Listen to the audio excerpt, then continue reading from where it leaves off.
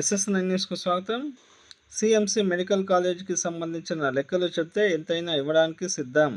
రూపాయలు 1.80 కోట్లు సామాగ్రి సిఎంసికి ఆసుపత్రికి రాలేదు. వీటిపై చట్టపరమైన చర్యలు తీసుకుంటాం. CMC medical college chairman Shanmukhalingam. Nizamabad నగరానికి చెందిన డాక్టర్ అజ్జు శ్రీనివాస్ మంత్రి సుమంత్ యాజమాన్యం నమ్మించి కాలేజీని నిలువు దోపిడీ చేశారని కాలేజీ చైర్మన్ షణ్ముఖ లింగం ధ్వజమెత్తారు. సోమవారం నిజామాబాద్ జిల్లా కేంద్రంలోని ప్రెస్ క్లబ్లో విలేకరుల సమావేశంలో ఆయన మాట్లాడుతూ సిఎంసి మెడికల్ కాలేజీలో 4 నెలలుగా జరిగిన అవినీతి అక్రమాలు, నియామకాలు తదితర వివరాలు మీడియాకు వెల్లడించారు. డిచ్పల్లిలోని సిఎంసి మెడికల్ కాలేజీను వివిధ దశల్లో 200 కోట్లతో మళ్లీ ప్రారంభించి కొనసాగించేందుకు ఒప్పందం కుదిరింది. ఐఎంఎస్ఆర్ ప్రయత్నాలతో 500 పడకల సిఎంసి ఆసుపత్రిని మే 25న రాష్ట్ర ప్రభుత్వ అధికారుల ఆమోదంతో తిరిగి ప్రారంభించామన్నారు. అజ్జు మంత్రి లే పూర్తిగా దోసేశారని, నగరానికి చెందిన పిల్లల వైద్యుడు డాక్టర్ అజ్జు శ్రీనివాస్ తనకు 200 మంది వైద్యులు నెట్వర్క్ ఉందని చెప్పి 30 మందిని నియమించారని ఆయన తెలిపారు. ఎంసీఐ రాష్ట్ర ప్రభుత్వానికి నిబంధనల మేరకు నియమించాలని చెప్పినప్పటికీ ఏమాత్రం పట్టించుకోలేదని ఆయన అన్నారు.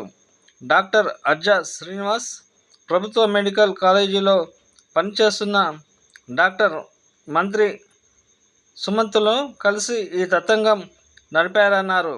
దీంతో పలువురు వైద్యులను తాత్కాలిక నియామకాలను చేశారు. వీరు నామమాత్రంగా ఆసుపత్రికి రావడం, వెళ్ళడం తప్ప పనిలో కనీసం బాధ్యతగా వ్యవహరించడం లేదు. విధులకు రాకుండా అటెండెన్స్ రిజిస్టర్లో సంతకాలు చేస్తున్నారు.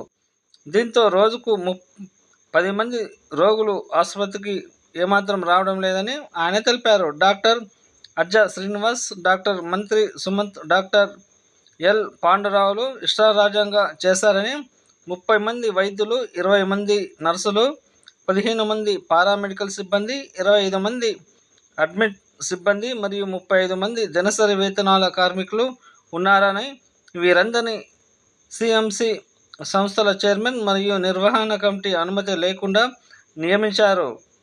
డాక్టర్ అజ్జు శ్రీనివాస్ మరో అడుగు ముందుకేసి మెడికల్ కాలేజీ ఆసుపత్రి, ఫార్మసీ దుకాణాల నిర్మాణ పనులు, వైద్య పరికరాలు కొనుగోలు, క్యాంపస్లో మౌలిక సదుపాయాలు అభివృద్ధిపై కన్నేశారని ఆయన ఆరోపించారు. 3 చెక్కులు గాను రూపాయలు 5 కోట్లు ఇచ్చారు. దీనికోసం డైరెక్టర్ పోస్టు ఇచ్చాము, కానీ చెక్కులు ఇచ్చారు. డ్రా చేయడానికి వెళితే చెక్కులు డ్రాకు అనుమతి ఇవ్వొద్దని లెటర్ ఇచ్చామన్నారు. అజ్జా కొనుగోలు పేరుతో దగ గోపతి రవికుమార్, భానోత్ ప్రీతి యాజమాన్యంలోని ములుగులోని Mr Balaji multi speciality hospital నుండి ఏ శంకర్ చారి మధ్యవర్తిగా రూపాయలు 92 లక్షల రూపాయల విలువైన పాత వైద్య పరికరాలను కొనుగోలు చేశారని అన్నారు. ఈ డబ్బు చెక్కుల రూపంలో చెల్లించాం. వీటిలో రూపాయలు 72 లక్షల సామాగ్రి ఇంకా అందలేదు. ఏప్రిల్లో 88,84,790 రూపాయలు విలువైన పరికరాలను కొనుగోలు చేశారు.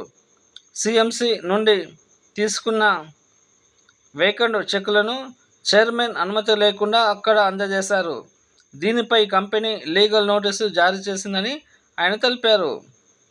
ఆ తర్వాత అజ్జా శ్రీనివాస్ను జూన్ 10న తొలగించామని హైపవర్ కమిటీ చివరకు అజ్జా ధృవీకరణ పత్రాలపైన కూడా అనుమానం వ్యక్తం చేసింది.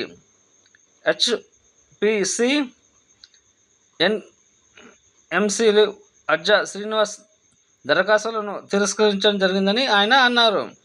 ప్రభుత్వ ఉద్యోగి ఆయన మంత్రి సుమంత్ నిజామాబాద్ మెడికల్ కాలేజీలో చేరినట్లు ఆయన చెప్పుకున్నారు. అయితే ఆయన వాదనను ఆధారాలు లేకపోయినా డాక్టర్ అజ్జా శ్రీనివాస్ గట్టిగా సిఫార్సు చేశారు. ఈ విధంగా ఆయనను ఎంసీఎం సంస్థల్లో ఫ్యాకల్టీ సభ్యుడిగా నియమించారు. ప్రభుత్వ సేవ నుండి సరైన రీతిలో ఆర్డర్ను సమర్పించడంలో అతని అర్హతలు, అనుభవానికి సంబంధించిన అవసరమైన ధృవీకరణ పత్రాలు సమర్పించలేదని, నోటీసులు ఇచ్చినా స్పందించలేదని ఆయన తెలిపారు. ఇలా విఫలమైనందున జూన్ 10న ఆయనను తొలగించామని, వాస్తవానికి అతనిపై మెడికల్ కాలేజీకి ప్రభుత్వానికి ఫిర్యాదు చేస్తున్నాం అని, ఇతనికి కూడా సిఎంసి మెడికల్ కాలేజీకు ఇక్కడ నుండి ఎలాంటి సంబంధం లేదు అని ఆయన తెలిపారు. చావనైనా సస్తాగానే మెడికల్ కాలేజీ నిర్వహిస్తాం. ఎవరి వద్ద నుండి ₹1 డబ్బులు వసూలు చేయలేదు. అనారోగ్య పరిస్థితుల్లో ఆసుపత్రిలో చేరాను. నేను ఎక్కడికి పారిపోలేదును. చైర్మన్ అప్రూవల్ లేకుండా 120 మంది నియామకం చేశారన్నారు.